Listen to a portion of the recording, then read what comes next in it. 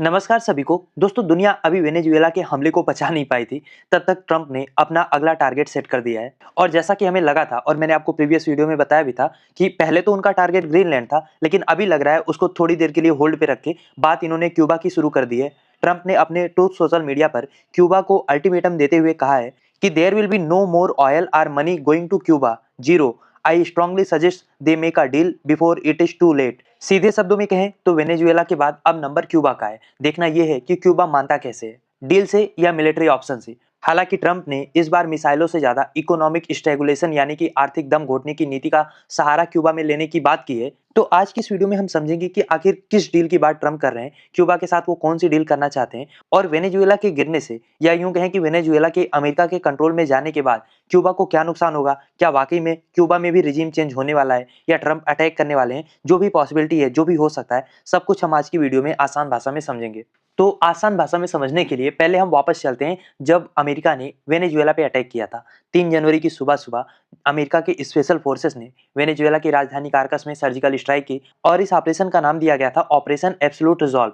और इस ऑपरेशन में न केवल वेनेजुएला के राष्ट्रपति निकोलस मादुरो और उनकी पत्नी को गिरफ्तार किया गया, न्यूयॉर्क भेजा गया, बल्कि इस हमले में क्यूबा को भी एक गहरा जख्म मिला था। हुआ ये था रिपोर्ट्स के मुताबिक कि उस रात मदुरो की सुरक्षा में तैनात क्यूबा के ब्लैक वास्प स्पेशल फोर्सेस और खुफिया एजेंसी के भी 32 जवान मारे गए थे। ट्रंप ने अपने पोस्ट में बड़ी ही बेरहमी से इस बात का जिक्र भी किया था। उन्होंने कहा कि जो भी क्यूबन जवान मदुरो की रक्षा कर रहे थे वो अब नहीं रहे। तो ट्रंप का इन सारे मामले को लेकर सीधा तर्क ये है कि क्यूबा पिछले कई सालों से वेनेजुएला के जो डिक्टेटर्स हैं उनको सिक्योरिटी सर्विसेज प्रोवाइड कर रहा है, इंटेलिजेंस सपोर्ट दे रहा है, और इसके बदले में वेनेजुएला उसे मुफ्त में या बेहद सस्ते दामों में भारी मात्रा में तेल और पैसा दे रहा था। लेकिन अब चूंकि वेनेजुएला पर अमेरिका का प्रभावी नियंत्रण हो चुका है और वहां पे डेल्सी रोड्रिग्स की अंतरिम सरकार के साथ मिलकर अमेरिका अपने तेल हितों को साध रहा है, तो ट्रंप ने उस लाइफलाइन को ही काट दिया जो अब तक क्यूबा के लिए खुली हुई थी। इसलिए सवाल यहाँ पे ये बनता है कि क्या वाकई में तेल वेनेजुएला से अगर क्यूबा में नहीं जा रहा है तो क्यूबा की इकोनॉमी घुटनों पे आ जाएगी, क्यूबा में तख्ता पलट भी हो सकता है। तो देखिए, इसका जवाब है हाँ, हो सकता है, क्योंकि क्यूबा का जो पूरा इलेक्ट्रिक ग्रिड है या इकोनॉमी है वो वेनेजुएला के तेल पर टिकी हुई थी। डेटा बताता है कि 2025 के अंत तक क्यूबा अपनी ऊर्जा की जरूरतों के लिए 85% हिस्सा इंपोर्ट करता था। इसमें से लगभग 50% तेल अकेले वेनेजुएला भेजता था। अगर क्वांटिटी में बात करें तो करीब 27,000 से 35,000 बैरल प्रतिदिन। और अब ये हुआ है, यानी कि जब से वेनेजुएला अमेरिका के कंट्रोल में चला गया है, वेनेजुएला के बंदरगाहों से क्यूबा के लिए एक भी तेल का टैंकर नहीं जा रहा है। सोचिए, कहाँ 27,000 30,000 बैरल प्रतिदिन आ रहा था, अब कहाँ एक भी नहीं जा रहा है। और अमेरिका ने न केवल वेनेजुएला के तेल क्षेत्रों को कंट्रोल में कर लिया है, बल्कि अमेरिकी कोस्ट गार्ड उन टैंकरों को भी जब्त कर रहे हैं जो चोरी से क्यूबा जाने की कोशिश कर रहे हैं। तो ओवरऑल पॉइंट ये है कि वेनेजुएला के तेल के बिना क्यूबा में पावर प्लांट्स ठप पड़ने शुरू हो चुके हैं। वहां के सबसे बड़े पावर प्लांट अंटोनियो गुटरेस की हालत खस्ता हो चुकी है। 6 से 12 घंटे की बिजली कटौती अब वहां पे न्यू नॉर्मल हो चुकी है, और अगर कुछ हफ्तों तक ऐसे ही सप्लाई बंद रही तो क्यूबा का पूरा नेशनल ग्रिड कोलैप्स कर सकता है। ट्रंप इसी को रेडी टू फॉल कह रहे हैं। उन्हें लगता है कि जैसे ही अंधेरा बढ़ेगा, भूख बढ़ेगी, क्यूबा की जनता सड़कों पर आएगी, तो 66 साल पुरानी कम्युनिस्ट सरकार खुद ब खुद गिर जाएगी। और इसीलिए ट्रंप बहुत ज्यादा यहाँ पे क्यूबा को लेकर मिलिट्री एक्शन की बात नहीं कर रहे हैं, जबकि वो भी आसानी से वो कर सकते हैं, लेकिन बिना मिलिट्री के भी बहुत आसानी से क्यूबा फाल हो जाएगा, ऐसा ट्रंप को लगता है। और अगर हम अमेरिका और क्यूबा की लड़ाई की बात करें तो ये बहुत पुरानी है और केवल तेल तक सीमित नहीं है। ये काफी हद तक आइडियोलॉजिकल जंग है। 1959 में जब फिदेल कास्त्रो ने क्यूबा की सत्ता संभाली, तब से ही अमेरिका के लिए क्यूबा एक कांटा बन चुका है। और सबसे बड़ी बात तो ये है कि क्यूबा अमेरिका के फ्लोरिडा स्टेट से महज 90 मील यानी कि 145 किलोमीटर दूर है। और वाशिंगटन के लिए ये हमेशा से सुरक्षा और चिंता का विषय रहा है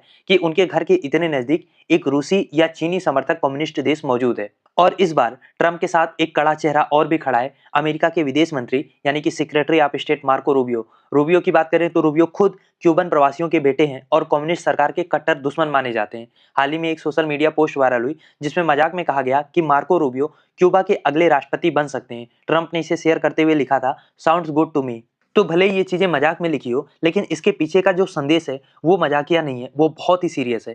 ट्रंप प्रशासन ये साफ कर चुका है कि वो क्यूबा के साथ कोल्ड वार में नहीं उलझेंगे, वो उसके साथ कोल्ड पीस चाहते हैं जिसमें क्यूबा को अमेरिका की शर्तों पर झुकना होगा। अब सवाल ये है कि ट्रंप की शर्त है क्या, कौन सी डील वो क्यूबा के साथ चाहते हैं। तो फिलहाल तो ट्रंप ने सार्वजनिक रूप से कोई डील का फ्रेमवर्क सामने नहीं रखा है, लेकिन विशेषज्ञों की माने तो उनकी शर्तों में 4 पॉइंट अहम हो सकते हैं। सबसे पहला कि क्यूबा को अपने सभी पॉलिटिकल प्रिजनर्स को रिहा करना होगा और मल्टी पार्टी डेमोक्रेसी की ओर बढ़ना होगा। दूसरा, क्यूबा को रसिया, चाइना, ईरान जैसे देशों के साथ अपनी रक्षा और खुफिया समझौतों को तुरंत खत्म करना होगा, क्योंकि ट्रंप चाहते हैं कि क्यूबा अमेरिका का अलाई बने, ना कि चीन का आउटपोस्ट। इसके अलावा 1959 की क्रांति के बाद कास्त्रो ने अमेरिका के अरबों डॉलर की जो संपत्ति थी उसको जब्त की थी, तो शायद ट्रंप प्रशासन इस डील के अंतर्गत उस पुरानी संपत्ति के लिए भी मुआवजा मांग सकता है।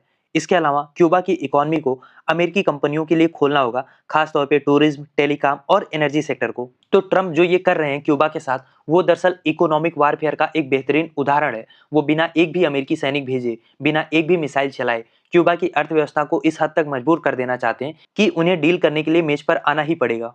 हालांकि क्यूबा अभी ऐसे किसी मूड में लग नहीं रहा है। क्यूबा के राष्ट्रपति ने इस धमकी का कड़ा जवाब दिया है। उन्होंने एक्स पर लिखा है कि क्यूबा एक स्वतंत्र और संप्रभु राष्ट्र है और कोई भी उसे डिक्टेट नहीं कर सकता। यहाँ तक कि क्यूबा के विदेश मंत्री ने अमेरिका को क्रिमिनल हिजमन कहा है। लेकिन इन स्टेटमेंट के अलावा अगर हम एनालिसिस करके देखें कि क्या क्यूबा वाकई में अमेरिका के इस प्रेशर को रेजिस्ट कर सकता है, क्या उसके सामने लंबे समय तक टिक सकता है, तो इसका जवाब बहुत पॉजिटिव नहीं दिखता है, क्योंकि क्यूबा की जमीनी हकीकत बहुत डरावनी है। 2020 से 2024 के बीच में क्यूबा की 1.4 मिलियन आबादी पलायन कर चुकी है। वहाँ अनाज नहीं है, दवाइयाँ नहीं है और अब तेल भी नहीं है। और क्यूबा का पर्यटन उद्योग, जो काफी हद तक उनकी विदेशी मुद्रा का स्रोत था, वो भी अमेरिकी सैंक्शन की वजह से ऑलरेडी मर चुका है। तो स्टेटमेंट क्यूबा के राष्ट्रपति कुछ भी दे दें, लेकिन बहुत ज्यादा लंबे समय तक अमेरिका के इस इकोनॉमिक प्रेशर को क्यूबा झेल पाएगा, इसके चांसेस कम लग रहे हैं। और अगर हम इसे केवल क्यूबा के चश्मे से ना देखें, तो ट्रम्प जो कर रहे हैं वो उनकी बड़ी स्ट्रेटजी मॉनरो डॉक्ट्राइन 2.0 है, जिसमें ट्रम्प चाहते हैं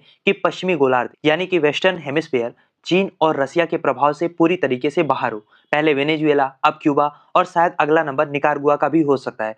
ट्रंप ने मेक्सिको को भी ड्रग कार्टेल्स के मुद्दे पर सैन्य कार्रवाई की धमकी दे रखी है। तो ये सारी चीजें दिखा रही हैं कि अमेरिका अब सॉफ्ट पावर छोड़कर हार्ड पावर की ओर मुड़ रहा है। वेनेजुएला का तेल अब अमेरिकी कंपनियों के हाथ में जाने वाला है, जिससे ग्लोबल ऑयल मार्केट में अमेरिका का दबदबा और बढ़ेगा, डॉलर और मजबूत होगा। क्यूबा को तेल की सप्लाई रोककर ट्रंप एक तीर से दो शिकार कर रहे हैं, यानी एक तरफ कम्युनिस्ट सरकार पर दबाव और दूसरी तरफ वेनेजुएला के संसाधनों पर पूर्ण नियंत्रण। अब देखना यह है कि क्या क्यूबा की मदद के लिए, अगर मान लीजिए क्यूबा रेजिस्ट करता है, तो रसिया या चाइना किसी तरीके से आगे आते हैं, चाहे अंडर वाटर केबल या चोरी छिपे टैंकरों के द्वारा क्यूबा को मदद पहुंचाने की कोशिश करते हैं, जिसपे अमेरिका रिटेलिएट करता है, स्थिति और तनावपूर्ण हो जाती है, या चाइना और रसिया इसमें भी मूक दर्शक बनकर देखते रहेंगे। तो अब मेरा सवाल आपसे ये है कि आपको क्या लगता है, इस तरीके से इकोनॉमिक सैंक्शन लगाना, मैक्सिमम प्रेशर लगाना, क्या इससे वाकई में किसी देश में लोकतंत्र लाया जा सकता है, या ये केवल एक छोटे देश की गरीब जनता को सजा देने का तरीका है? क्योंकि इतिहास भी गवाह है कि जब भी किसी देश को चारों तरफ से घेरा जाता है, तो वहां पे सरकार और ज्यादा कट्टर हो जाती है। इसीलिए आपकी राय क्या है? क्या क्यूबा अमेरिका के आगे घुटने टेकेगा, या फिर ये संघर्ष एक नए कैरेबियन संकट को जन्म देगी? क्या आपकी राय है? लिखिए उसको कमेंट बॉक्स में। और अगर अभी तक आपने चैनल को सब्सक्राइब नहीं किया, तो प्लीज चैनल को सब्सक्राइब भी करिए।